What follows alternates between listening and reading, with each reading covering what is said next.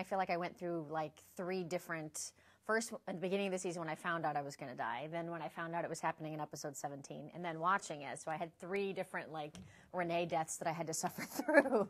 But very weird. I'm very happy to not have to keep it a secret anymore. Even just as kind of Jack's partner last year, I was like, ooh, this is kind of risky, but but I'm definitely willing to take the risk in order to run around, you know, and play with Jack Bauer. But yeah, I mean, and just the fact that the character was so well received and so loved even after a quick little, you know, through 1 season and then sort of a half a season.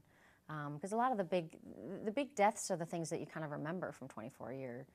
Tony and Michelle, and well, Tony came back, but Edgar and Chappelle, and those are like the big, amazing 24 moments. So I'm happy to go down in history. The other big thing that happened in the episode was Jack and Renee finally hooking up. So I kind of wish that had had its own episode to really resonate, and then maybe she got shot at the end of it, but then died in the next. You know, it all happened in the same episode. These 2 really huge things for this character, but yeah, it's interesting. I mean, you think maybe she would have gone out in the field or taking, you know, a heroic taking on a bad guy sort of way, but in that sense, I think she probably would have she usually gets out of those situations. So. Yeah, it was, you know, it was a great vehicle too, just to see Jack so upset and trying to save her. And Renee dying and being taken from Jack when they just were about to maybe get out of this whole world really is the impetus for him to go just really Jack Bauer.